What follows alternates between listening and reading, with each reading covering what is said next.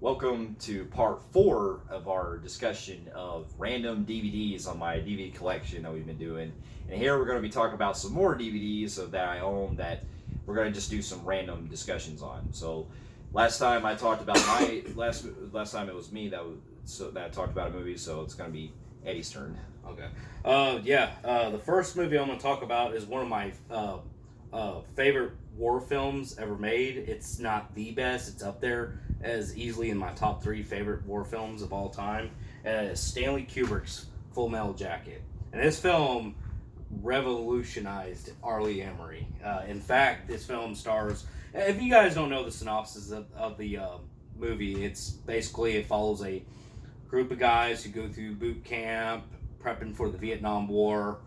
They run into a drill sergeant who's pretty fucking hardcore, and it pretty much it's considered as one of the most truthful among soldiers who talked about, when they review like war films, which one was more accurate, and through boot camp. And they said this film is the top of the line right here. It has a lot to do with R. Lee Ermey, who plays the drill sergeant in this film, who he ends up being the drill sergeant in this, and he didn't have a job specifically at first. He was only there to train another actor to play the drill sergeant, but in real life, he's actually a soldier, and he was a drill sergeant in real life, and in the Marines, and he served, I think, in a couple wars, a Korean War, I think it was, and, well, anyways, he went in there as a visor trying to guide the actor, and that actor, I guess, wasn't getting it right a few times, so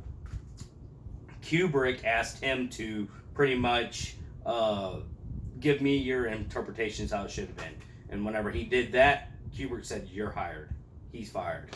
And that's how we got R. Lee Ermey in other films. So, yeah, I love this movie to death. I think R. Lee Ermey, his one-liners, and how, because you got to think, most of it was improvised. Yeah. Almost all entirely. He was saying shit and just throwing out this, that to Kubrick. Kubrick's like, "What the fuck does that mean?" He goes, "Holy shit, that's funny." Yeah, put it in there. He didn't even argue. And if you know Kubrick, he is a tough motherfucker. Mm-hmm. But there's one man that overcame Kubrick, and that was R. Lee Ermey. Mm-hmm. And he basically was like, "This is how it is." And, from there, they just played it off. Holy shit, that boot camp scene is fucking hilarious. It's not only funny, but you can see what he's prepping them for, and there's a lot of, detail shit, like he cares for them, and he's pushing them towards trying to get ready for the war, and in the long run you follow this other guy named Gomer Pyle, which they like to which he's known to play him is Vincent D'Onofrio. I can't say his last name. And you follow him, and he's kind of like the grunt, the fuck up, so he goes by Gomer Pyle. And then you follow Joker mainly through the whole movie, who's a guy who's more like a peace, love type guy. And it shows the transaction of turning him into a hardcore soldier. And that's exactly what the military does. And that's why this movie gets praised by military. Because it's very, very accurate what they do. Yeah. It shows the mindset you can turn somebody into a killing machine. And I'm one of the rare... Alright, now, I will agree with everybody. The first half is obviously the highlight. I mean, R. Lee Ermey, fucking just almost everything just has you fucking... How the hell did they not laugh? And hold that shit in. I would be laughing. Even in real life with the drill sergeant, I'd probably be getting my ass kicked on a daily fucking basis. Because I could not hold it in. And what's really funny about this... I actually like the movie as a whole because I really enjoyed the second half too. Not as memorable as the first half, of course, but it really shows war as fucking hell.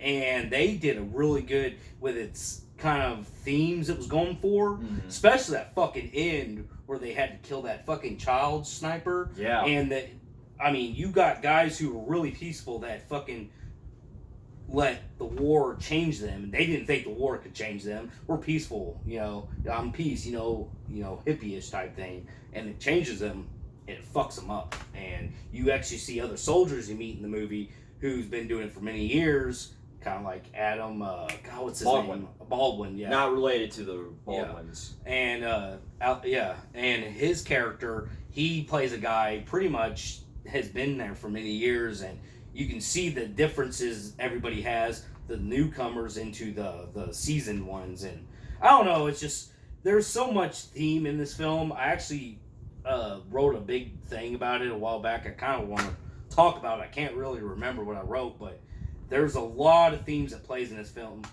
and I felt like Kubrick, man, he nailed it with this film. I mean, I don't think I have a lot of people who disagree with me. A lot of people actually have this in their top films. I would say maybe another film that is pretty much on par, maybe a little bit better, would be Apocalypse Now.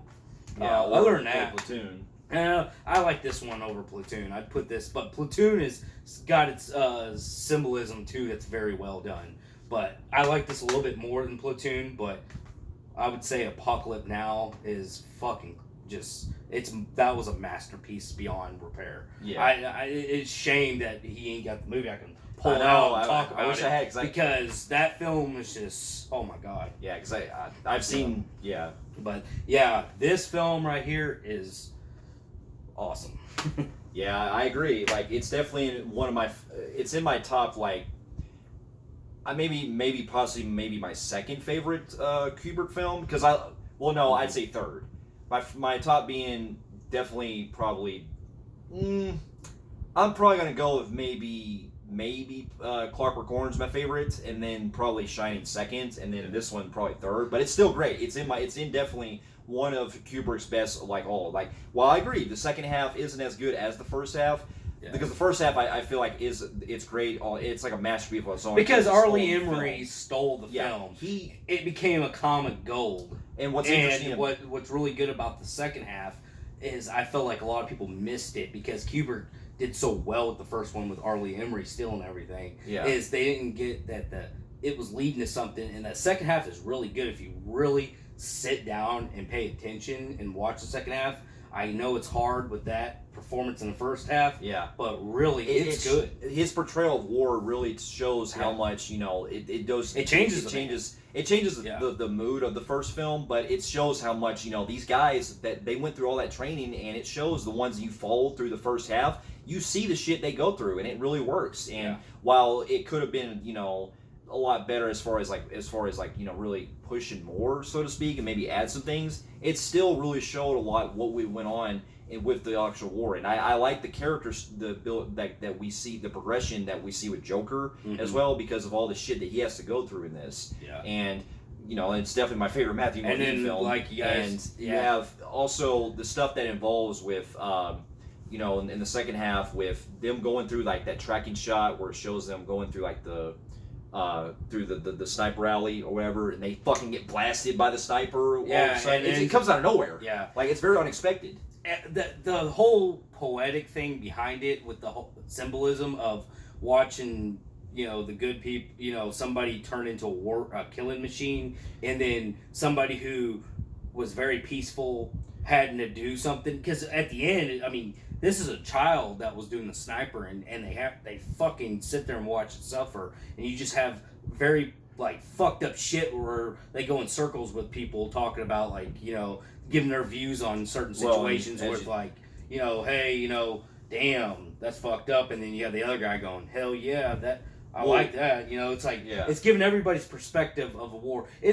Honestly, it's one of the rare occasions we literally watch the people go from homegrown, getting their head shaved, to get into basic training, all the way through a whole entire fucking war. And that's why this movie is a rare gem. And it does. Yeah. And what I also like too is how with Joker as well, he progresses because as well, if you see in the title character, the actual poster, how it says "Born to Kill" on his fucking helmet, it shows it's basically all foreshadowing what he does later. And it's it's a good character piece, but also it's a great war film that's entertaining. And it's all, even the second half, while it's not as memorable, there is some still like memorable stuff, like with the "me so horny" and all that shit. Yeah, it started the whole trend with the ringtones, and it was used in other films like the "me so horny," "me love you long time." Yeah, and what's also interesting, a fun fact, in the first half, Arlie Emery was so into he was so into character, basically playing the drill sergeant, that he basically the entire film he doesn't even blink one fucking time. He doesn't because he was a real drill sergeant. Yeah, that's how fucking. That's why he got hired, because whenever he came up to Kubrick and threw them damn lines, Kubrick's like, holy shit. And then he was asked him about his background, and he was like, "Yo, I'm a drill sergeant in the Marines." Yeah. And that's whenever they fucking hired him. Yeah. And the thing is, we can't leave out without talking about Gomer Pyle. I like this character because, and it's a shame because you feel sorry for him because he's this big, fat, out of shape guy who got enlisted, and he's just not comprehending anything. He's not motivated. He's kind of bit dumb and goofy, and whenever Arlie Emery breaks him, he loses everything instantly. Right. And that's where we lose Arlie Emery, where he shoots him. I like so much. This movie is so good with blend with war, downfall, kind of like the whole, I don't know, it's comedy, but then it's extremely dark and disturbing too. Yeah, it's like the first half is all lighthearted. Well, for no, it's not that. I'm just saying as the progression goes, you see how it falls into place. It falls into place. Like I said, you get Arlie Emery, the comedy gold, then you get the dark shit with Arlie Emery getting shot by because he broke that dude and made him lose his fucking marbles. Yeah, and then it goes more lighthearted where guys are joking while they're in war, but then when the war really takes effect, they start seeing friends die, especially when Joker, who went to boot camp with his best friend, and his best friend gets sniped and dies. Snowball. Yeah. Right? No, it's not Snowball. Or no, Cowboy. Yeah, Cowboy, yeah. The Snowball also got, killed. And he sees that, and it fucks him up, and then they take action, and it's a child, and it's like, do I kill a child? It's like it leaves you kind of fucking. It's the morality. Screwed up. It's and very... that poetic ending where he has them kind of discussing this situation and making somebody who's never done it kill a child sniper. It's just like it really just wow. It just blows you out. It is. It's definitely quite a very enjoyable ride. Yeah. So fair enough. Now my next one is going to be a film that to me holds up as one of this actor's biggest comebacks in the last 10 years or so. Well, it came out about 11 years ago when it came out, but it was just one of his biggest comebacks that he did at the time that really showcased himself as an actor. And it's definitely one of his most haunting performances that I loved, and I just can't get enough of it because it's just so entertaining as well. I'm gonna go with this movie, Bad Lieutenant, Protocol, New Orleans. Now, this is a film that... Well, let them know it's also the Nicolas Cage It's the Nicolas Cage. Now, keep in mind, it's a coincidence with the titles because it's not technically a remake of the original Harvey Keitel film for the 92 version. It's basically, it shares similar themes with it, but it's its own kind of movie altogether. And the director flat out said that it was kind of basically... I'm thinking it was basically a coincidence, the fact that they both had kind of the same titles, and he was doing more of his own thing. So it's not really a sequel or anything, it's more of its own take, so to speak. Yeah. So it's not, but with that being said, this to me is definitely one of the films that, if I want crazy entertainment Nicolas Cage, and I want to see one of his biggest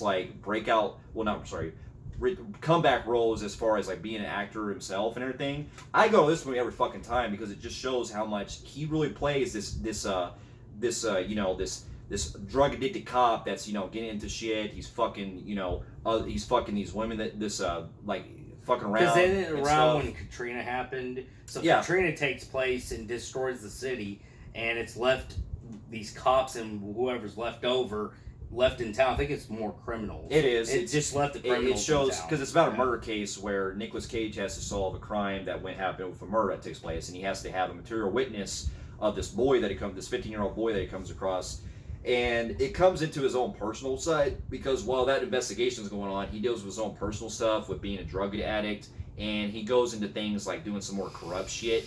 There's a part where he's trying to get information out of this elderly woman, and he's going out of the ordinary by basically taking out her oxygen tubes or whatever, and trying to get her to talk or whatever how the scene went.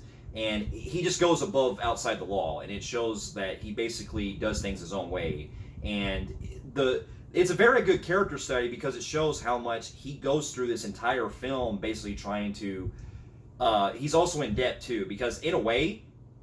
It kind of basically becomes a good double feature of Uncut Gems because in this movie too, he's dealing with a gambling problem. Yes. He's dealing with because he plays he has debts that goes on with him and Brad Dourif. Brad Dourif plays his bookie that's betting him on stuff and he's losing a lot of money and he has to basically come up with a way to try to pay him back and stuff. And as the movie progresses, he starts to get into actually involving with other crimes with the actual criminals, and it's like he really finds he becomes a dirty cop, and not only that.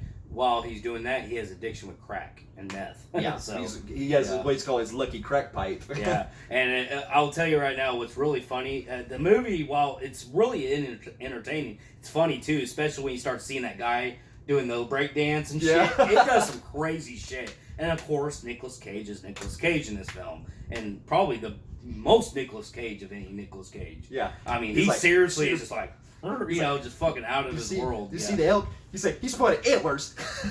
yeah, he's fucking nuts. Shoot him again. But I don't get the flack he gets because movies like this, while the acting is weird, it's still fucking entertaining. Well, it shows how much of a capable actor he is because he's a guy who's dealing with his own problems and stuff, and it shows him he has mental illness too. Well, that and also he ends. Throughout the whole film, he sustains a back injury that leaves him pretty much addicted to drugs. So that actually works in context of the story because at the beginning of the film, he saves a guy in the flood when Hurricane Katrina happened, and that leaves a bad back injury for him for a long period of time. And so he he goes to drugs to basically help him support with his drug from his injury. Yeah, and it takes the pain away. Yeah, and it's also great to see he goes through some other weird shit in this film, especially this part where he's coming across these guys that are fucking around with at this club or whatever. And he's outside and he's basically he's fucking this girl while this other dude's watching, and he goes a gun off. He's like, you stand there and you watch your fucking girlfriend. Yeah. And man, he's known for that because he also did something similar in Drive Angry. Where instead of that, he's fucking that girl while one of the badass gunfight scenes of all time with somebody fucking somebody. That was awesome. So he's known for doing these scenes like that. Yeah. And they come off as real fun. Yeah. But it's also great because this movie has quite a big cast. It's got Eva Mendes in it. It's got Val Kilmer in it in a very good supporting role. Yeah. And it just shows a lot of a good... And it has that one rapper. Exhibit, yeah. Yeah. And it just shows a lot of, the great stuff that this detective will go through in order to, basically try to get all his debts paid off. And it's just an all-around, it's a fantastic film. And while I do want to check out the original 92 version with Harvey Keitel, I do want to check that out eventually someday. I still think this is definitely one of Nicolas Cage's, best films. It's in my top 10. Yeah. Definitely. Yeah, it's a very good film. Yeah. So. All right, the next film I'm going to talk about is, everybody's done seen this film, so of course I'm going to praise it as well as everybody else. And this is one of my favorite performances from this actor. And this is Michael Keaton in Beetlejuice. Who hasn't seen this movie yet? This is a fucking classic in the making. Yep. And it still is. It will always be. And honestly, it's the performance that you can't replace. Michael Keaton will always be Beetlejuice no matter what. You can't replace him. And I'm hoping maybe one day we'll get a sequel. Mm-hmm. And I don't know if I really have to talk about the plot. I mean, this is standard procedure. Everybody sees this by the age of 3 years old. Anyways, great cast in this. And it's one of the only few films that really I like Alec Baldwin. I'm not a big fan of him. He's played some good movies like The Edge and The Departed. The Departed as a fucking nutcase, which he is apparently in real life, short-tempered. But in this one, it was a different Alec Baldwin we get, and we get Gina Davis, who was phenomenal as hell, and of course can't forget Winona Ryder and the Home Alone mom. I forgot her name. Catherine O'Hara. Yeah, O'Hara, and just so many others. Got the principal from Ferris Bueller's Day Off. Jeffrey. I mean, this had a hell of a cast, and man, and I kind of grew up watching the cartoons. I remember watching them. I do too. I kind of remember watching the cartoon series because I had to remember when I was a kid. I was like, oh wow, they actually made a cartoon show of Beetlejuice. That's cool. Yeah. And then I watched, I was like, wow, this is kind of different from the movie. And this movie is so iconic. Michael Keaton is fucking hilarious in this role. Yeah. Oh my god. The practical effects, I gotta give credit, they still hold up to this day. Even the stop motion. Stock motion looks phenomenal. A lot of stock motion really don't age after so many years. This one kind of did, like, in a good way. And I will say it still holds up. I thought the story was really good. It was nice that they found a different story. And they made him more of a villain in this one, more than being teams with Winona Ryder's character, Lydia, which we see in the cartoon. And so it was kind of cool seeing that. But yeah, it's, man, like that part where he rubs that woman's leg. Yeah. Hey! Looks like I'm next. Yeah. Grabs that dude's ticket. I mean, just every fucking scene he steals. And shockingly enough, if you add up the time of screen time, he's hardly in the movie. He's only in about like 15 minutes, I think. Yeah. But he made such a fucking impact in those 15 minutes. I would like to see them do, I don't know. It's kind of hard, but today a lot of people said CGI and all that crap, and they might fuck it up, might throw some political shit in there. I worry about that too. But if they can avoid all that shit and do a sequel, have Tim Burton, kind of be a part of it, and I could see that working. I would love to see. Michael Keaton said he wants to come back. Winona Ryder said she'll come back. There's some other ones really they just can't bring back. They can't. Well, I know that they can't bring back. If you know the story, they can't bring back the dad, Jeffrey Jones, because he had a kind of a scandal. Yeah, he had a scandal going on that's very inappropriate, and I can see why they wouldn't cast him back. His acting career is pretty much over with. Yeah, but Catherine really does. She's moved on with other shit. Well, she's done more television over the years, but she's not really much in film. It would be cool to get her back, but besides her, it'd be interesting to get Alec Baldwin back, but it just really depends on, and then we ended up losing Olaf in real life too. Yeah, unfortunately. Cancer, I think it was, or something. Whatever it was. Yeah. But anyways, I mean, hell, this movie's pretty much, I like to say that scene at the dinner scene when they did the Day-O, whatever that one. Yeah. Come home. I think this movie made that song as big as that and the Jump in the Line song at the very end. Yeah. Same. I think it was the same composer too. Yeah. And then I'm really fascinated also with this movie where they go into the dead world when they go through like all the processing, kind of like pokes fun at the DMV a little bit, right? And then whenever they're going through all these like different steps to to claim what's rightfully theirs and scare the living away and become ghosts, and I just love everything about this film. I mean, what else can I say? It's a classic, Beetlejuice. Yeah, I agree. It's definitely one of my favorite. If I'm going by like just pure Tim Burton films outside of franchises, I'd say this is my most favorite outside of. If I'm going to be honest, I think this is probably my favorite because I love Batman and Batman Returns. Don't get me wrong. Yeah.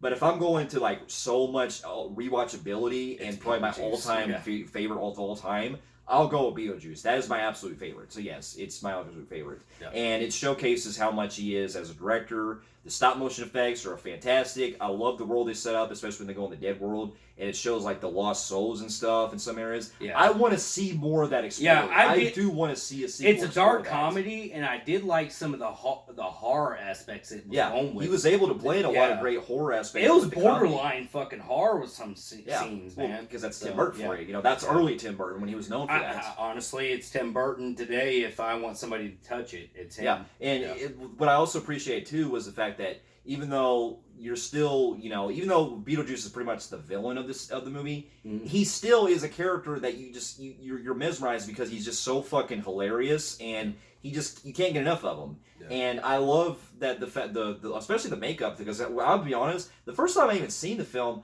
I didn't realize that was fucking Michael Keaton. Yeah, it took me a while in my younger years when I wasn't really familiar with anybody. I was just familiar with just movies. I didn't care for the celebrities. And then when I started getting to know like names and shit, I was like, damn, that's Michael Keaton, same guy that played Batman? Yeah. Holy shit. Yeah. And I was like, damn, that fucking surprised me. Yeah, and it's like, So- but I also love all the the stuff that they bring in. And With not it. only that, I'll tell you what it fucking got away With the- with was a lot of sexual shit. Yeah, they got away with a lot Oh of, my like, god, with grabbing her right by the twat and Yeah. stuff, like hey, and looking up her dress. Ooh, It's like, yeah. and then I you mean, got rub on her leg and yeah. stuff. It's that like, girl, yeah. There's It's a like, lot of sexual shit where he's like grabbing. I find it probably wouldn't hold up today with PC culture, but back then, I'm sorry, it's just comedy gold. yeah, I it love is, and I. You just gotta have. You can't just get triggered over every little thing. Well, and I also gotta love too the whole thing about how they bring up the whole dead reviving and stuff. Yeah. It makes me kind of wonder, since they basically got because if I remember, it's been a while since I've seen it, but did they get really actually revived like completely to where they're actually alive again at the end, or are they still dead? They're dead, but they're at peace. Okay. And Lydia can continue to see them. She lives with them, and pretty much everybody accepted living together. Okay, yeah. So you see the dad and the mom still living there. Everybody is happily together. Gotcha, that's what it was. Beetlejuice is the villain in this movie. Yeah, but and he dies in the end of the movie. Right. Which he goes to the dead world, and you get the classic end scene with the shrunken head. Yeah. The fucking art of this, the practical effects of these creatures, like the dude's like, want a cigarette? I've been trying to quit myself, and he's all burnt up and shit. I mean, this shit is just in fucking... the sandworms. Yeah. It's like sandworms. I hate it myself. And that part where he jumps on Alec, and he's like, hey, we shop at the same store. Hey, Armando. And he's grabbing a girl, his wife by the girl. Man, you just can't get enough of this movie. Yeah. It is up there as one of like the funniest movies. Yeah, it is. And if I ever see them do a sequel, because Michael Keaton flat out said that he'll only do it if Tim Burton comes back. Mm-hmm. Tim Burton and Michael Keaton need to work together again because while it seems like it seems a little too far late nowadays because they took so long, I still would be interested because I like to see more of what they would build upon. Because believe it or not, back in the day, in the 90s, they actually wanted to do a sequel called Beetlejuice Goes Hawaiian, but well, Kevin Smith was actually approached to do that when he was approached to do 3 projects that came his way when he was commissioned by Warner Brothers, and he said on his little Q&A say, he's like, didn't we say what we always said, what we need to say about the first Beetlejuice? Must we go tropical? Yeah. So I can see that if they would have done the Beetlejuice Goes Hawaiian, it probably would have maybe stuck out a little too much. Yeah, I It don't probably feel would've been- that. Because for one, anybody thinks of Hawaiian, they think of colorful. Yeah. So you take the gothic aspect out of the fucking world. Yeah. No, it could have been something far more different. Like maybe because you see a lot of the show where Lydia sees a lot of the dead, like in the universe of the dead, where the parent, the Alec Baldwin, his wife is, and Beetlejuice and all them. It would have been neat that if they went with something, maybe Lydia fucking passed away and she's in that world. Yeah, it'd be interesting. And then see more of that dark world. Yeah, that's what I'm saying. So yeah, I highly enjoy this movie enough, and I hope someday we ever get a sequel. Yeah. So all right. So the next one I'm going to go over is it's basically 2 movies and part of a collection I own for films that. If I want to go for kind of a Tim Burton-ish, but kind of like doing its own thing, it's based on a TV series that's actually did it pretty well for both movies. I'm gonna go with the Addams Family and Addams Family Values. Yes. These are films that even both of them combined, I got it kicked up even when I was a kid. When I saw both of these movies when I was a kid, I couldn't get enough of them. These are films to me that were able to basically take a TV series that I haven't really watched much of, but I've heard of it. I know of. I watched some of the black and white. I'm not really strong on it. But these movies were able to pretty much they were able to take very sitcom-ish type of show like that and turn it into a gothic type of approach. Well, I mean, it was the same kind of concept, but they took basically dark humor and did it at a very fun level, and it felt like a Tim Burton film. Yeah, and I actually for the longest thought Tim Burton did both. It did. It felt like it, Yeah. and it had some of the most perfect casting I could ever imagine, like Raw Julia and Angelica Houston and all of them, even Christopher Lloyd. They were all perfectly cast from the get-go. Yeah, and because for those of you who haven't seen it, the first film the first Addams Family film deals with the clan of the Addams Family. They're the outcasts that basically like to do a lot of like dark kind of macabre stuff, and like to basically like a lot of Like they eat worms. They do shit that ain't humane, pretty much. Yeah. And they basically get the report because in this, what's different from the TV series that in this version, Gomez is the patriarch of the family. He's actually his brother. Fester in this, Uncle Fester is his brother in this version. While the original TV series, it was Uncle Fester was actually Morticia's brother. Oh yeah. So they changed it for the movie, which makes sense because it basically deals with him coming back after a long hiatus from the family, and it deals with a lot of great, genuine moments that show how much brotherly love it shows, and the chemistry between everyone is fantastic in this. And what I loved about Gomez and Fester in this is that how much they have that brotherly love to each other. Yeah, I will tell you right now, I respect the show, but I felt like the movie made the right choice to do the brother, because I'm not saying there ain't no dynamic between him and Angelica Houston. I just felt like it did more with Gomez, and it makes more sense to go that direction. And like you said, most of the movie we followed just them two connecting, because Fester pretty much was caught in the Bermuda Triangle. Yeah. And basically he had his memory loss, and basically he's claiming to be someone else entirely.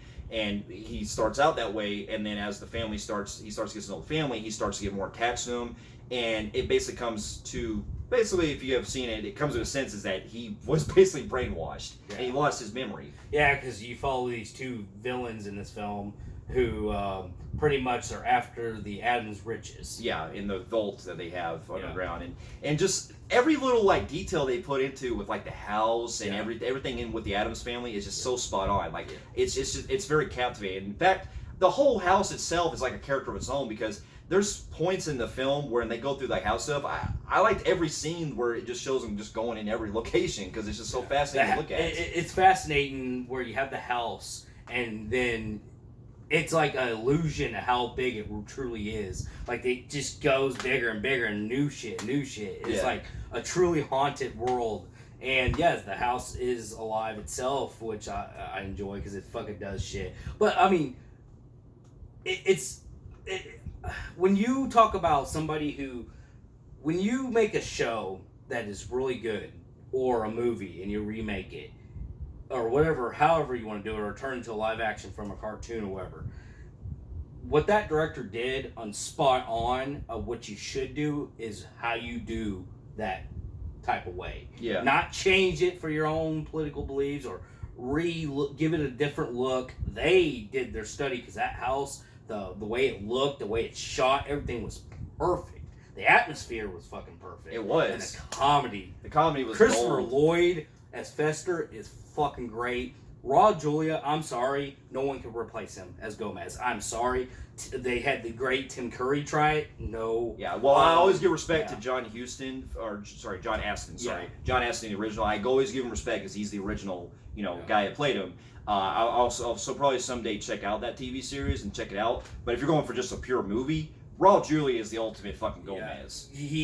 Really, Angelica Houston, Morticia, fucking Christina Ricci, Wednesday. Come on, this cast is phenomenal. Even the kid that plays Pugsley, like everyone. Yeah, everybody. The grandma, although they replaced her. Yeah, in the second one. And then basically, like the whole, all the gags themselves, they're just fun to see, because it just shows how much also, because you got to think also, Raw Julia is one of those type of guys that he was trained in basically like theater, and so his performance shows that while he is over the top, he's playing it in such a very maniacal way that you just can't take your eyes off. I'll tell you right now, that's where they did right with the casting, because he's got many years of theater experience. Gomez comes off as a theoretical type of guy that's in Shakespeare. Yeah. And because he's done Shakespeare a lot, he was able to bring that energy to the character. And I'll tell you this. Another thing, we keep talking about Fester and Gomez. Let's not leave out Morticia and Gomez. Angelica Houston, Raw Julia, holy shit, you almost believe the love they feel. They do, yeah. And I just love the shitty, they're so grotesque about shit. Like, I love Mia after he goes, after I will kill you in death, and we will, just random shit like that. It's just it's Addams Family. It is. It's perfect. It is, and especially while the first one, this is where now I will admit that I prefer more the second one as far as like story, because what I love about the second one, Addams Family Values, is that they got to explore more with the other Adamses, because in the second one it deals with basically we have a third child in the family that is born, which is Hubert, and he's the new son of the family, and basically becomes a sibling rivalry with Wednesday and Pugsley, who want to basically kill him. And this is actually where they cross the line. They do more darker shit in the first one, because the first one they do some darker shit. In the second one, yeah, because in the first one they do gags that are kind of like kind of dark shit, but this one they go into more macabre, like actual death type of comedy, where they're actually wanting to fucking like kill the baby. And it plays off as comedy, but in a good way, where it's actually, pretty hilarious. And it doesn't go into that over drawl and, oh shit, man, that's fucked up. Yeah, no, they do it in a very, very, very dark comedy way, but it plays out very well in the tone of it. Yeah. And the way it comes across, it's genuine, and it's funny because there's a part where they're trying to kill the baby. Now it sounds weird, but let's just say that they're trying to, play with film and stuff, and there's a part where the baby is actually trying to get beheaded, and basically he stops the little gullet like with his fucking fingers, and I was like, I just laughed my ass off. So this takes place, I think, a few years. Yeah, it's about a couple years. A couple years after defeating the two people who were trying to steal the riches, and now this time we get John Cusack's sister in this one. Yeah, Joan Cusack. Yep. And she plays the nanny that gets involved, because basically since the children, since Wednesday and Pugsley are trying to, not get along with the baby, they want to hire a nanny so that way they can get basically under control and stuff like that and do things. And also to get, spend more time together, Matricia and Gomez. And when they hire this nanny, it's what they don't realize that she's a fucking serial killer. And that's where the tone of the movie plays in, because this movie, like we're saying, it goes for a more darker angle, because we're dealing with a serial killer that's known for killing marrying husbands and then killing them after marriage. Yeah. And she wants to do that with Fester. Again, it kind of copies a little bit with the first one with stealing riches. Yeah, but in this case, she wants to actually try to marry into it and try to get the riches from Fester. And because Fester falls in love with her and he's just so fascinated with her, and it just becomes a great, it just becomes a great fascination of seeing them two like work together. Because in an off-putting way, their chemistry actually worked in that very that kind of weird way, but it worked, so to speak. And I will tell you right now, this is probably my favorite film of Joan Cusack. Yeah, it is. Yeah. And because what I love too about all the story in this is that they send the kids out to summer camp. And this is where we get to see Wednesday and Pugsley get to do their own thing, and Wednesday fucking goes bonkers. What I liked about this film is it takes them out of the dark element and brings color to the film. Yeah. So they're brought to a summer camp where they learn to love, respect, care for one another, and it's just not their world. And they're just like the scene when they get to the camp. They're all sitting there, all, hey, their mom loving their moms, the kids are, and you got Wednesday drinking fucking liquor that has a death skull on it. Fucking it was good. And not only that, I love how we see like Wednesday and Pugsley, they're trying to connect and they just quite can't, so they decide to take it over. Yeah, and it becomes one of the most fascinating parts where basically it turns into them doing a Thanksgiving parade kind of play, or Thanksgiving kind of play thing they put on, and it goes out of the fucking blue where basically Wednesday starts to take over the whole camp and pretty much have the two counselors that are there like basically getting almost like killed and stuff, and everyone around, and it plays it off in a very like dark comedy way, but it still works, because I feel like that's where the Addams Family really shines. And now at that, while we don't want to leave out, we also get introduced to a love interest for Wednesday in this film. Yeah, which is the kid from Harold Kumar. He played Kumar, one of the buddies of Harold Kumar. Yep. He was also in some other movies like he was in Superbad. That's right. Yeah.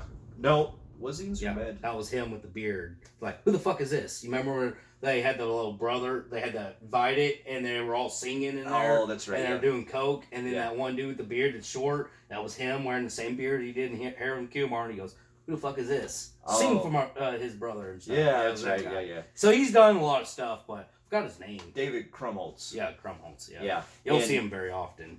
Yeah, he was a lot of fun. But he plays a guy who pretty much reminds me of Eddie from It, where he's allergic to everything. Yeah. And they got this kind of love interest going on, and I love the way he resembles, which later on in the film, he becomes part of the family as love interest, and you kind of see that he looks kind of like Gomez. In a way, yeah, kind of. Yeah. And it's just one of my other biggest things I love is all the different ways that John Cusack is trying to kill Fester. And one of my favorite funny parts is the part where he's in the bathtub, and then he basically you see him electrocuted, and you see him flashing, and he goes, and a bulb comes up, honey, and she just can't fucking kill him, and he even blows up a fucking house and he survives. Yeah, and he had that Mark Davis fucking from the Raiders. He had that Mark Davis haircut. Oh my god, it was fucking. Cause she makes him put a wig on whenever she can't. She gets to the point where she's so exhausted killing him, she just decides to go with the fucking flow for a while. Yeah. And she makes him. They go on a honeymoon. They get a mansion. They go tropical. Yeah, you get this really, really emotional part where Fester, because the Addams family, they start not connecting with the nanny and they want her out. She takes Fester, and Fester abandons his brother, which results in Gomez kind of dying in a way. Yeah, because from emotional. Distress. And it just shows a lot of the heart, the care, the care that they put into with it, and I enjoyed that. Well, you see the care again with how connected they are. You can't separate them two. That's what I'm saying. And I love the endearing brother friendship they have. They do. They works in both movies, and the whole family dynamic is just so fascinating. Yeah. And so. It's an all around. If they would have ever done a third one, I would have loved to see the same cast come back, because they planned on doing a third one, but as we know, Raul Julia passed away in '94, and after that they decided, let's not continue because it just wouldn't be the same. Because after this film, he did that one Street Fighter, and whenever he did Street Fighter, I think he was diagnosed with lung and stomach cancer. Stomach cancer, and it led to his lungs or something. I knew something because he was a smoker too. So I think he died of a heart attack, didn't he? No, he had numerous of things wrong with him. He eventually had cancer, but I heard it was also stroke. I don't know. It's one of those mysterious deaths. I've heard he's had this and that. But he was actually, after this, he did Street Fighter, and that's whenever he got the bad diagnosis. Yeah, which off topic though.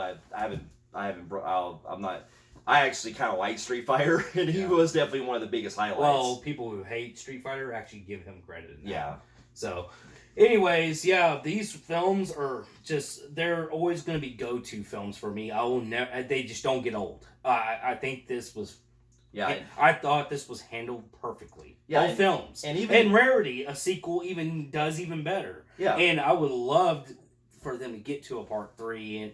Yeah, and the anime one wasn't too bad either. It was cool. It's just not the same. It's just not the same. This right here it just takes the cake for me. I want more, but now our characters all growing up and No, if they were to ever do like if you ever got like Christina Ricci to play Morticia, I would be down for that. There was actually at one point we had like a teaser which led to nothing, where they were going to do one out of Netflix, and it was going to have Christina Ricci as Morticia, and they were going to have Oscar Isaac, who actually played the voice. They wanted him to play Gomez in a live action, and that one it just didn't work. And I heard Tim Burton was actually going to direct it. That would have been cool. Yeah. So we thought this was Tim Burton, and it wasn't, and Tim Burton was really going to do it, a remake. Yeah. But it fell through. And it just kept falling through. They went from live action remake movie to Netflix show. From Netflix show, they decided to go ahead with that animated one that we got last year. So, yeah.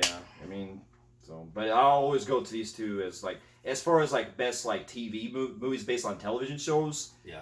I think this might be probably my favorites, and I do kind of have a soft spot for the Brady Bunch movies because I kind of like another good one. You have Little Rascals as a classic, and you have Dennis the Menace as another one. I like that one too. And Leave It to Beaver was also good. Yeah, I didn't mind that one. So.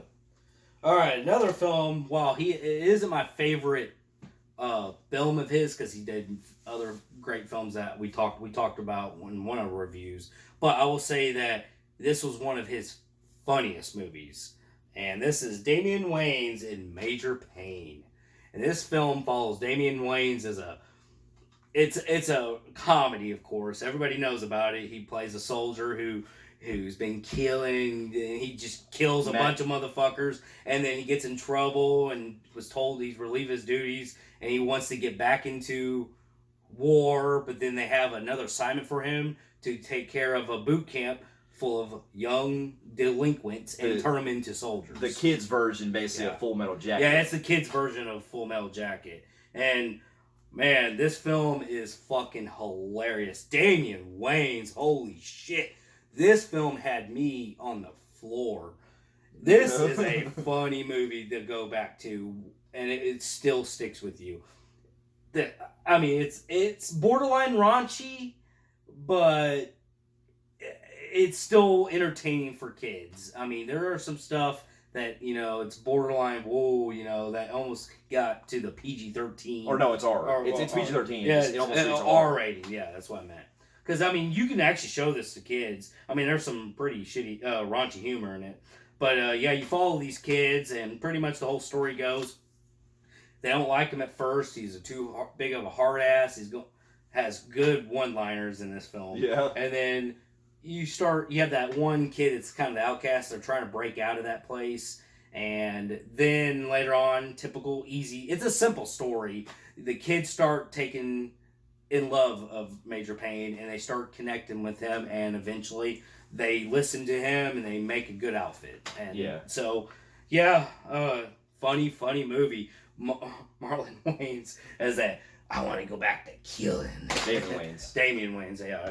Yeah. No, Marlon. But Damian Wayans. Yeah, the the Forrest Gump story he gave that little boy. The little engine that could. Yeah, he goes. The funniest part is whenever the kid goes, "There's a monster in my closet." He's still in there. He ain't alive now, or some shit like that. Shit was fucking hilarious. And the part where they try to poison him, and he eats real fast, and then he fucking farts and kills that one. Damn near kills that one kid. And he just passes out. Yeah. Yep. Yeah. I like that part too. It's like before he eats, he goes to his drink. And he drinks it. He's so formal and shit. The way he moves like a robot and shit. Yeah, I gotta agree. Like that is my go-to. That's my favorite film of David Wayne's as far as like comedies. And I do have a soft spot for Blank Man because I actually kind of have that one kind of underrated. I don't own it, but I still enjoy that one too. I actually like that one a little bit. But I love Major Payne more. Like it's my go-to as far as his films because this one, he plays basically if you took Early Emery's drill sergeant from Full Metal Jacket and turn him into a more like a kid's version of that kind of like strategic where he's basically trying to train these guys to be killers and stuff, and it's like one of my favorite parts is when he's actually first talking to him and he's talking to that one kid. He's like the one that sneezes. And he's like, "What the hell was that?" And then he's like, "Sorry, sir." And then he's like, "Oh, we got a sickly boy on my hands, don't we?" Get down and give me 20. And then that one fat kid starts laughing. He goes, beep, beep, beep, beep. Bleep, bleep. What's your name, bat boy? Heathcliff, sir. Heathcliff. If I poke your stomach, you probably would. Would you be like the Pillsbury Doughboy and go, woohoo? Yeah. Oh, man, and that one kid has to pee. Yeah. He's like, I'll rip that little thing off and kick it around the And there's some funny shit. And then, of course, there's a love interest where she's the soft-hearted kind of type. Counselor. And she sees him as this hardened guy because in the beginning of the film, it opens up with him literally killing everybody. In the war, Yeah, in a war. And then he has like this like fucking edge just like cracked to him. He's like, I can't wait to go back to killing. Well, at the beginning too, it's actually funny because he's in the war and he's like, coming across that guy. He's like, here, let me take your hand. And he goes, step. And he tries to do it with the kid's finger. Yeah. And he's gonna break a little kid's finger. The movie's timeless. I mean, it's awesome. So yeah, but what I also got to like too is like you were saying the whole like them bonding with him eventually, where it Yeah. shows like that they accept like he's teaching them to be tough and stuff, and they win the games toward the end and everything, and it just shows how much the compassion that like they put into showing how these kids they start to really come attached to them. What I really like about that film and the compassion part was the scene where you follow this one guy. He doesn't like to listen very well. He's a troubled youth, and his dad's abusive dickhead. His dad comes up there drunk, I think it was. Yeah, and he's a fucking prick. And Major Payne puts a fucking whooping on his ass. I think it was. It was. It was a stepdad. Yeah, he beat the fuck out of him. Yeah, because we come to find out the reason why the kid is the way he is because his stepdad or whatever was beating the shit, was abusive to him and drunk. And Major Payne sets his ass straight. Yeah, it was pretty hard. It was pretty heartfelt because it showed, that even though he's hard on the kids and stuff, it shows he still cares about them, and it shows even in the end when he goes back to them, and it's like, he's dedicated there. Yeah. And it's an all around. It's a very good, funny as shit kind of movie, and I can't get enough of it. Yeah. So now, if we're gonna go with a film that I go to, I'm gonna be honest. It's a film I go to all the time when it comes to gangster films, and it's actually a film that, believe it or not, while it is definitely, there are other films that I love as well as in this genre. As far as I want entertainment, rewatchability, and movies I want to go to if I want to have like a really, really entertaining vibe and really love the whole like mob life, I'm gonna go with Martin Scorsese's Goodfellas. Oh yeah, a film. I don't think anybody can deny that. Yeah, this is a film that. What can we say? It's one of the best gangster films of all time. It's a film that was based on a real life. It was based on a book that was based on a real life guy named Henry Hill, who, from the movie tells us, he started out as a kid in his teenage years, actually, getting involved with the mob, and he was doing little small time work with them, and he worked his way up into wanting to be a gangster. Yeah. And it shows that ain't that based off of a true story? It is. That's what I'm saying. Yeah, it's based off real life gangster Henry Hill. And it tells of his story. I'm sorry, I wasn't listening. I was focusing. Yeah, it's based on the story. It's based on the book called Wise Guys. Yeah. By Henry, the biography about Henry Hill, and it just shows a lot of how much the mob life goes through in this, because not only is it from the get go we already get attached to, because. What I love about this picture as well, from how Martin Scorsese directs it, is he's able to give us like the kind of the middle of the film and the beginning, where you already get the glimpse of how things are going to go on. When you see the beginning, when you see them driving down the road and they pull over and they kidnap that guy in the trunk, and fucking Joe Pesci starts stabbing the shit out of him. Yeah. It shows how much that becomes a crucial part of how the mob can be. What's funny is that scene became iconic because people have made products of it. And it actually has Billy Bat's face, and it says, "Now get in there and get your fucking shine box." That's actually on shirts and everything. Yeah, and it features the classic line, as far back as I can remember, I always wanted to be a gangster. Yeah. And if I am on quote, I say, as far back as I remember, I always wanted to be a film critic. Yeah. And it's like, the movie it shows the glamorous life of the mob, but that's what I love about this movie too, is that, like typical biographical films, you get the rise of how the mob is, and then you get the downfall in the third act, where it basically shows that they have their certain limits when it comes across. And the movie does have a good blend of not only great storytelling, because everything is moving at such a fucking fast pace and in a very entertaining way, but the characters that you get set up in this world, not only from Ray Liotta, Robert De Niro, and especially Joe Pesci, everyone in this is just so captivating.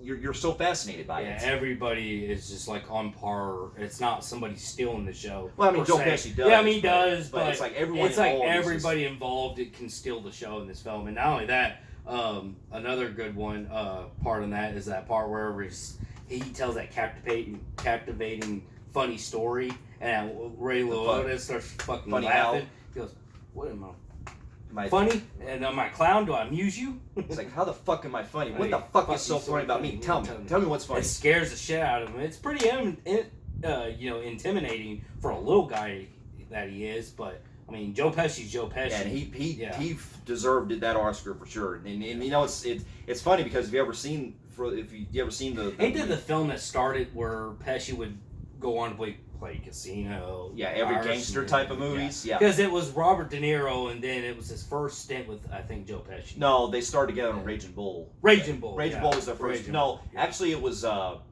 think it was Raging Bull. Yeah, I think it was Raging Bull first, and then I believe it was Once Upon a Time in America when they. Joe Pesci was in it? Yeah, they were. He had a small part. Oh. But basically, it was a as far as long-ass him playing a movie, though. gangster, Yeah. yeah, Once Upon a Time in America was his first like stint. But as far as like being the go-to guy in a main character role, this was his first stint. It was the first person to sideline Robert De Niro. Yeah. Out of his go-to guys. Yeah, because in Darnell's top bill, but it's like Joe Pesci steals like every fucking scene. Yeah. And what's interesting is that even though he's a guy you don't want to fuck with, he's still a guy that still has like, you know, such a great charisma, and he just every one-liner that he brings out, you laugh at and you're entertained by so much with it. Yeah. And what I also gotta give credit to is Ray Liotta, because even though he's sidelined by De Niro and Joe Pesci, Ray Liotta, he's the main character of the film. He's telling the story. He's telling the story, and he Yeah. is fantastic. And this is my favorite performance of him. Yeah, and the whole movie really is about trying to be made. And Yeah, and it shows the turn up because and Joe Pesci's the only one that can be made because he's full 100% Italian. Yeah. And what I also love about the mob style in this is that they show about how they buy the cars and stuff, the beautiful glamorous style, the wives that come across. It showcases the rise of how the mob was in the 50s and 60s, or the 40s, 50s, and 60s, and so on. And just so much of the movie just plays off with like, you know, what would happen if you were just a regular guy and you wanted to join the actual mob life like that, and you wanted to fall in where you're not actually killing people, but you're just doing like other side missions. Henry Hill is basically what we kind of represent as like kind of us in a way, like the audience kind of like perspective, so to speak, because even though he's doing some bad shit in the mob and stuff, but he's not really like killing people, he still represent like the kind of everyman, so to speak. Yeah. And what I also like too, one of the most fantastic soundtracks, because we're hearing stuff from the fucking Stones, all the classic, you know, tunes from the 50s and 60s that were popular at the time, and one of my all-time favorite scenes is the part where you have the part where they're going to that club, and it shows that tracking shot where it's him and Karen like going into the club, and it stays on them for like a fucking 2 minutes. Yeah. Like that to me is fantastic filmmaking. Yeah. Scorsese is the only guy who can stick with one genre, and somehow they all are fucking good. Most directors, I would pretty much say that if they stuck with the same genre all the time, they're bound to fucking make a shit movie after shit movie for a while. And Scorsese just keeps doing it. He's still on his game. Yeah, and to this day with Irishman. I mean, exactly, the guy is still on his game. This is basically what I consider the first of his, like go-to trilogy of like real life movies with Robert De Niro and Joe Pesci. This Casino and Irishman, I kind of have all together. Even though Irishman is kind of like my lesser favorite of the two, because I love Goodfellas, Casino more. But the Goodfellas and Casino I kind of have tied because I don't really pick which one's better. Yeah, they're both iconic in their own right. Yeah. So they both are even. So. Yeah, but this just really shows like so much of like a showcase of a guy that also eventually ends up ratting out his own mob family, and it shows the downfall in a very like a mature way, and it gets very intense, especially in that third act. Exactly. So yeah, it's a masterpiece. Yeah. All right, and the next film, I will say that it's one that I see people talk about occasionally, and I don't. But still, at the same time, I don't think a lot of people don't give it enough credit. I thought it was it's nothing special, but I find it very fun and entertaining. And other than this actor's other movie he did that he's more liked on, and I personally like him on, this one is one of my favorites of his lead other than the other movie, and it's Idle Hands starring Devin Sawa. And it's got Seth Green, Eldon Henson, and Viva Fox, and Jessica Alba, and the dude from Mighty Ducks. What's his name? Yeah, you're talking about the friend? Yeah. The guy who plays the tall dude. Yeah. Well, anyways, Jack Noseworthy. Yeah. This is a good dark comedy film, and this one stars Devin Sawa, who pretty much his hand becomes evil and accidentally slaughters his two best pothead friends, and they come back from the dead, And really, honestly, I can't remember why the events are occurring. Well, because essentially there's a killer. Help me out here. Okay, I can't remember the. I remember the plot. Yeah. It's basically a killer is on the loose, and I meant to stand over there a little bit. The killer is on the loose. That's basically killing people in different places across the country, and Vivica Fox plays a woman that's basically looking for the killer and stuff to try to kill it and stop it once and for all. Yeah. And basically, it turns out that the killer is Devon Sawa's hand that's committing all the murders. Yeah. And it basically becomes a point where his hand's possessed by the devil, basically. Yeah. And I remember that part. Now it's starting to refresh my mind. And essentially, Devon Sawa starts to become it's a dark comedy because he ends up killing his friends. His friends come back as zombies. Pretty much zombie ghosts, kind of like the later version or early version. I can't remember. Probably the later one. I don't know, maybe the same time of the film Frighteners, where he had the two buddies. It was kind of like that on that level. Yeah, it was. I think not Ghost. Yeah, it was like the ghost version of it. Yeah, but these ain't ghosts. They come back as zombies, and they're still potheads. You got one that got his head cut off, and the other one who got stabbed by a bottle in the head. Yeah. And they're pretty much still smoking pot and doing whatever. And there's this love interest he has with Jessica Alba, where he's trying to get the girl. He also deals with a dickheaded bully in the film, and basically it's an all-out comedy. He's trying to prevent his hand from killing her and doing more damage to people, and while being investigated. And it actually gets you kind of on your knees a little bit, and on an intense part, because there's cops hearing all the ruckus. Yeah. He's still got blood everywhere. He's got two dead friends. How are they going to explain that shit? And, spoiler, it also has to deal with his parents also find out that they died from the hand. But also, what I appreciate the most is, this is the film that Devon Sawa basically got to show his physical skills as a comedian, because he's known for doing a lot of physical work, and he does a lot of great shit in this movie with all of his stuff. Before this film and in the 90s, all he was known for was Disney movies like Little Giants he was good in. And he was also at a small role in Casper. In Casper. He was great as Casper. What I meant by not favorite, it's still up there as one of my favorites of his. I liked him in Final Destination. Yeah, that's my go-to. But he was still great in this one. This is definitely something that is pure comedy. I enjoyed him. Yeah.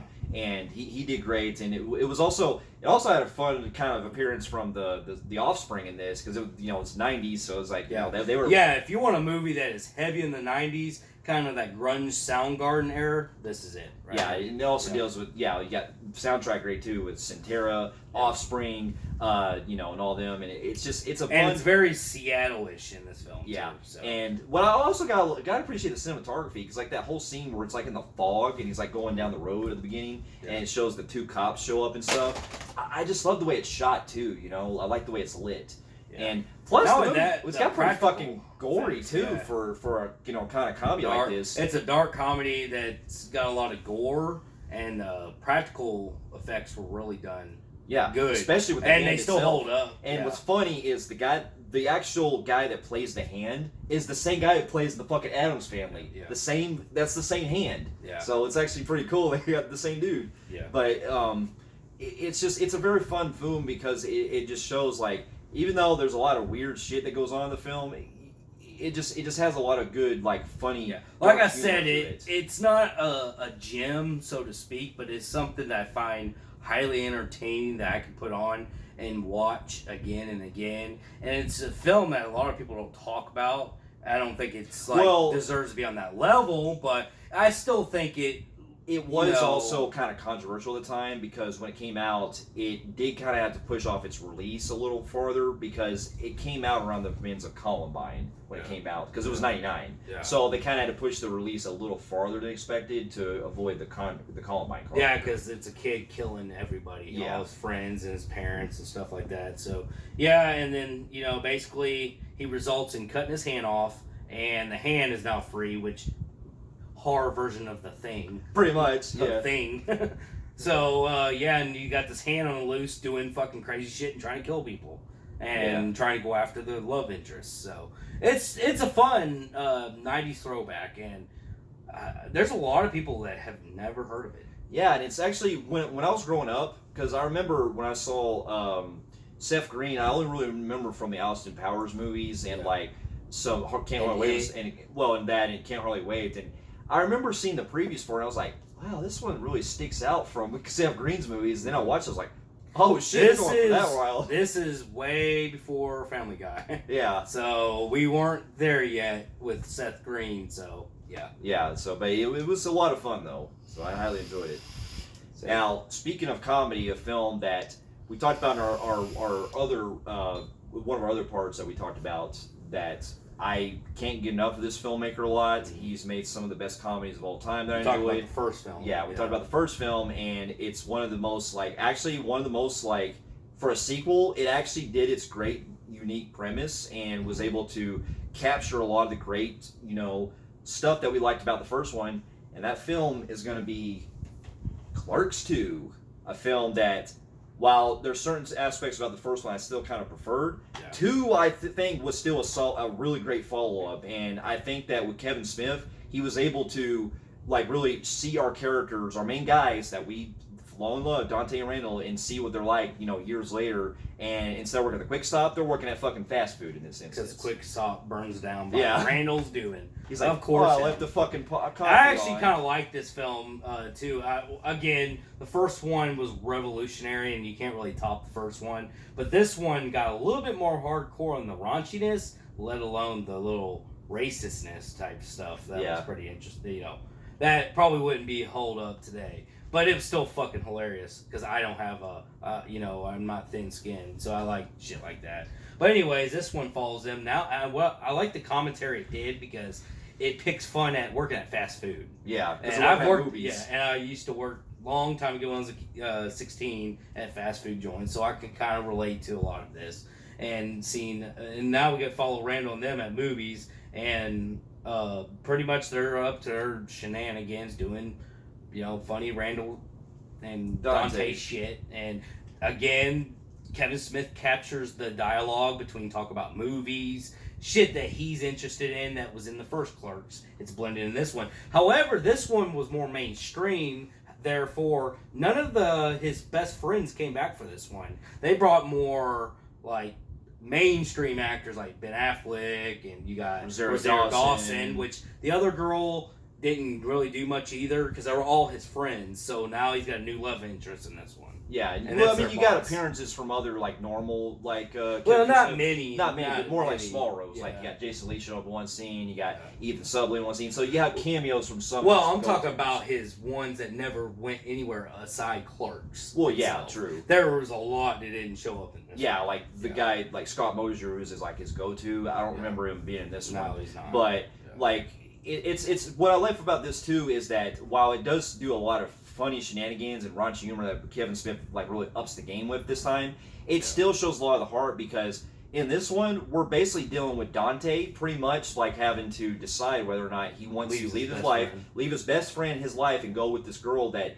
he's been with for a while, and just try to played by Kevin Smith's wife Jennifer, and just leave that behind, or he has to basically make more decision, because we find out, spoiler for those you haven't seen, Rosario Dawson finds out she's pregnant with his kid, and basically becomes morality, which I gotta admit, that was a very, very touchy thing that Kevin Smith really put a lot of heart into, because they have this whole montage of shows where, because the whole plot, there's a subplot that involves Randall is wanting to do this whole donkey show for Dante, and it becomes out of this fucking weird show that he puts that comes in that's hilarious, but while we're getting the build up to that, it shows this montage that shows that basically Dante is pretty much going by and seeing a family in a restaurant or whatever, and it just shows what he wants to do with his life and if he's really thinking about things. Well, it's not only that, the breakdown in the jail scene is also a big iconic that too, part. But going back to the story, Dante's pretty much got a choice of having a better career, a better rich woman, because the woman's grew up wealthy family, wealthy family, and he has a choice between that, and she is kind of a bitch towards him, and a girl who acts very close to him. They're friendly, they play a lot, they're genuine. You can tell there's something there, and they would work. They got great chemistry. So he's got to choose between that and that, on top of leaving his best friend, which even though he hates him and he annoys the piss out of him, he still loves his best friend to death. Yeah. No matter what. And it just shows so much of what Kevin Smith really puts his whole heart out into. And while it also has like some of the most funniest shit, like one of my favorite all-time funniest parts is the part where and we have the beginning where Randall is talking to those two guys about because we have this new guy that comes in called Elias, who's one of the other workers there, and he's a nerd that's basically into like the Transformers and stuff, Lord of the Rings, and Elias is talking to this customer that's talking about Lord of the Rings, how they love the trilogy, and Randall's like, there's only one trilogy, and it's not of the King, it's of the Jedi, and he's like doing the walking. He's like, this is the first movie. Yeah. He starts going. You remember in Clerks 1 they were talking about movies again. Like Kevin Smith is a big movie junkie, so of course he's going to do that as part of his dialogue. And they talk about the Lord of the Rings, and basically Randall gives his 2 cents about the Lord of the Rings. And it's basically, here's the first movie, and then it goes through all of them, and then it gets to the third one where he throws the ring in. He goes, even the fucking trees walked in those movies. Yeah. And like these 2 customers in the background, it's like, wow, like they were blown away, like, oh my god, he's right. Yeah. Even though I still love the Lord of the Rings, those are good movies. But anyways, I just love the banter because it makes you feel like when you like discuss films with other people, like your friends and all that, the banter of disagreeing with somebody, and then it can get kind of heated and just talk shit to each other about it. But what I really liked about this was the up of the ante on the comedy. Holy shit! Yeah, they got. I will tell you right now, I could not believe the shit that was allowed to be in theaters. The racial part, I could believe because it was right at the time when we weren't PC yet, per se. But that donkey show, they got away with that in theaters. Holy shit! Well, and they also got a part with. Well, they were making fun of the Silence of the Lambs, where Jay's doing the whole tuck. Well, that's nudity. I've seen nudity in theaters. I've never seen somebody suck a donkey's dick and get fucked in the ass by a donkey. Yeah. That right there, holy shit. That pushed for a fucking limit. That's never been done in fucking movies like that. Yeah. In theaters. So it's like, and that part was fucking funny. But yeah, the racial shit is fucking hilarious. I'm sorry, I'm not thin-skinned. I enjoy it from all angles, including my own color. It comes off as not hatred, it comes off as fun. And you have Wanda Sykes in that part where they get into. And Randall, he's pretty ignorant. That's what I love about his character, because he's doesn't realize what he's saying is like, what the fuck? Like the part where he's talking about like Anne Frank and Helen Keller, he mixes them two together. And then he starts talking about Sheeny curse, and that's a racial slur towards Jewish people. Then, of course, he says the N-word. And he just randomly walks out like it was casual.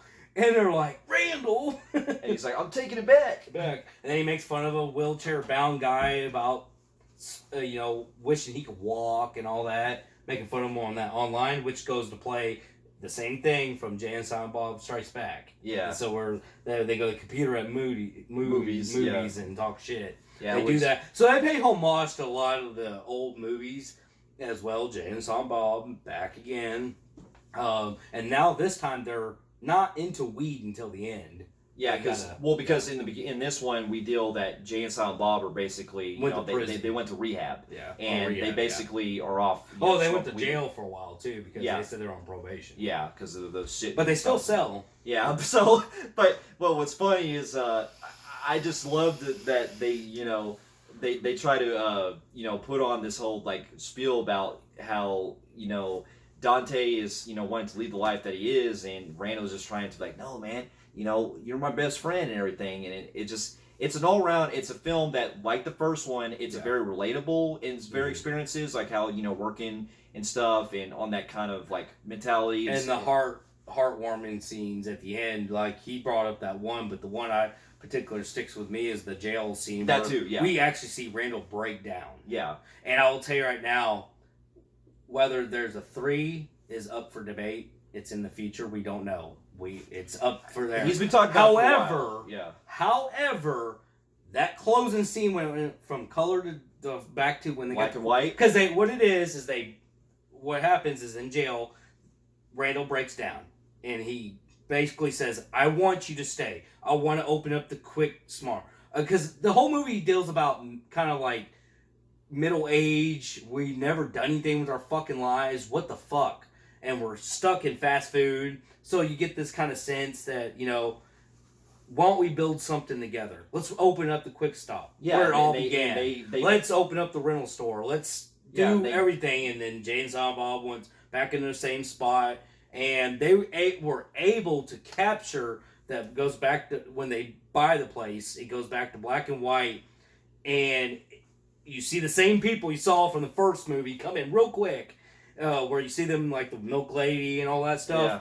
And you do get a good sense of closure. You got great. I loved it. Yeah, you got a great closing song by Soul Asylum, Misery. Yeah. And you got and you get Elias basically taking over as the video store, and it just shows basically a good passing, the torch kind of thing, but in a good way. And if they ever elaborate on the third film, Clerks 3, I would love to see them take on, them being in the 40s. But what they could do is tackle the video store goes out of business because it's all streaming. Yeah. That would be a good, interesting, topic. But the quick start thing, I don't think the quick smart thing. I don't think a lot of people. Yeah, quick stop. I don't think people hang out in front of gas stations like they used to. No, because it's not a thing. That's my problem. Was back in the '90s, hanging in front of gas stations, going to the mall was a thing. I grew up in it because I was not a kid in the '90s. I was kind of older, more teenager, and so I was able to experience both those things. And it's kind of hard to capture those things now, seeing as those are outdated. Right, but it would be. I would still be interested in seeing that, and but overall, I still highly loved Clerks 2 a lot. Okay. So, all right, my next film is one of my favorite John Woo films out of his everything he's ever done, and this film is a big classic in my opinion. A lot of people actually, it started out huge, but I noticed there's a lot of fucking hate for this film. And that is Face Off with Nicolas Cage and John Travolta. And this film actually begins where John Travolta tragically loses his kid and loses his kid. Starts out emotional. Starts out very emotional. It's a dark fucking scene, and it's actually stuck with me. I remember when I watched it when I was like, when it first came out, and I remember that scene stuck with me for a while. Kind of fucked me up for a little bit. Yeah. And seeing this kid get shot. Nicolas Cage, playing Nicolas Cage in this one again, but not as over the top as he was in that. But still, he is that scene where he's like grabbing that girl like, oh, doing that stuff. Yeah. So he's still Nicolas Cage as always. Never mind, I take that back. He plays Castor Troy, who's a fucking villain in this film. And basically, to infiltrate, because he's about to nuke an entire city, they were able to capture him midway, which is kind of an interesting kind of thing, seeing the villain fall like at the beginning of the movie. Yeah. Kind of like 1/4 of it. And they thought of, okay, well, we didn't get our answers. We need to find where it's at. Well, they came up with this technology of switching bases. So it's kind of an interesting plot, seeing Travolta playing the villain half movie and Nicolas Cage playing the first good part. Guy, basically. And it's like switch back and forth, so it's kind of like a mindfuck movie. And that's an interesting original plot, in my opinion.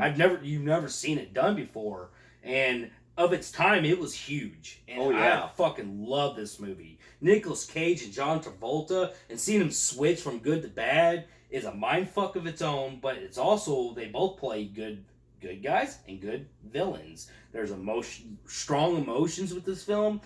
John Woo, I'm not really a big fan of his. I know that he did the Mission Impossible 2, I think it was. Yeah. I did not like that one. It's the only one that I truly don't like out of the franchise. Well, there's other ones too that I don't know if you never watched, but he's actually had some ones that aren't too bad that I've seen most of, like Paycheck was his last like American one. Yeah. And then he had one of his biggest ones was Broken Arrow. Broken Arrow, Hard Target are like my ones to go to as far as like Broken Arrow and this one are my American two favorites. Yeah. But if you're wanting to like if you're ever wanting to go to John Woo's like signature style, like his old days, like his own like his movies from Hong Kong, I would recommend going to movies like Hard Boiled or The Killer if you want to go for his own movies. But if John Woo, if you guys know, he went back to Hong Kong and started doing films. I think something happened here. It was after he did Paycheck when he basically I guess was it that in Hollywood he just wasn't really, I guess, really fitting too much in the action genre. No, I guess. it has a lot. I remember what it was. He was bitching about there was no creative control here because every time he made a movie, of course, he worked for bigger production companies. He bitched about the production companies run things too much. Yeah. And he couldn't come up with his own ideas. So he left and said, I'd rather go back to China and do movies. Yeah. But anyways, yeah, going back to this, the action sequences are fucking good. It's dark, it's funny at times. It's batshit crazy.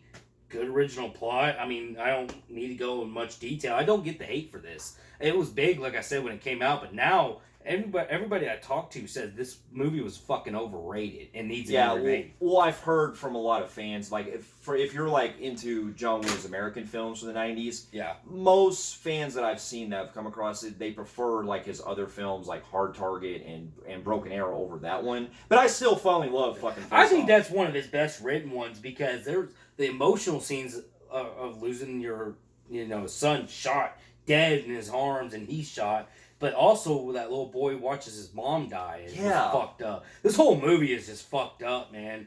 And it's just batshit insane. And really, I think it's one of the best action films of that year. It actually was my favorite film of that year. Yeah, and that's what I'm saying. That was a huge year, too. Yeah. Like, you gotta think, this came out the same year as the biggest blockbuster that came out, highest grossing film of all time, Titanic. This was 97 when it came out. Yeah, see, Titanic, I liked it. I loved it. It was in my top 10, but I think I love it to this day. And it still holds up as an unforgivable, an unforgettable classic. Yeah. But that one right there, just something about that one sets it a little bit above. Right, I agree. Like Face Off to me, I think is, I think I might have it maybe my second favorite John. No, yeah, I'd say my second favorite because I love Hard Target. Face Off, and then I haven't seen Broken Arrow a lot of times, so I can't really remember Broken Arrow, but I remember enjoying it a lot. Actually, Broken Arrow is my second favorite. Yeah, and then but with Face Off, what I loved too was that the fact that you got to get John Woo's traditional style, where he's got in the fucking shootouts, and you have the characters like pointing guns at each other, like you see in his other films, and the doves. You got to have those, and then you have Nicolas Cage, is a bad motherfucker in this film. He like at the beginning, he's already showing like so much of a fucking crazy fanatic that he is. Like the part where he's going like he's like, I'm ready for the big ride, baby. Yeah, I just love that shit. Yeah, and John Travolta's transformation from good to bad. That was fucking spectacular. I will say it was fucking dark, and you know what was so good? I thought they did well was he looked at Nicolas Cage's acting and he did the same thing because John Travolta can do his inner Nicolas Cage. If you've seen Broken Arrow, he did pretty much his performance from that because you remember Broken Arrow, he was solid. Too. Well, where he was basically playing it very over the top, but he was like having a really fun time. And in Face Off, he shows that where he's like, "You get licky." Why does the people that play over the top in a good way are getting blacklisted? Because John Travolta's even blacklisted now, and he just did one recently not long ago where he was over the top like that, like from Paris to Love. And after that, he got fucking booted. It's like, what the fuck? Yeah, it sucks, man. It's like they can't have fun, and because they were so entertaining. Well, and it I'm sorry, but I think Nicolas Cage is underrated. Yes, he's not fucking Leo DiCaprio. I don't think that he deserves an Oscar, but I still think he's fun. Well, I mean, he's also got caliber films that you might probably be interested in because he's an Academy Award actor too because he won for like Leaving Las Vegas. Yeah. So he has great movies he's under his belt, but you can see he has a certain right. You can see that they have certain times where they just kind of go a little too far. Yeah. But with this film too, them coming together and playing off each other and switching roles, it works so well. And the fact that you have them basically. Also showing this very emotional story with him, like you're saying, like the whole thing about him getting revenge on his son and stuff, and basically not only that. What's really fucked up is whenever they switch faces, Nicolas Cage wakes up early and fucking kills all the people and burns them alive, and no one knows. Everybody who could do the surgery gone. He's like, can you imagine being in that setting where the villain is, you're after the villain, he's wanted throughout the world.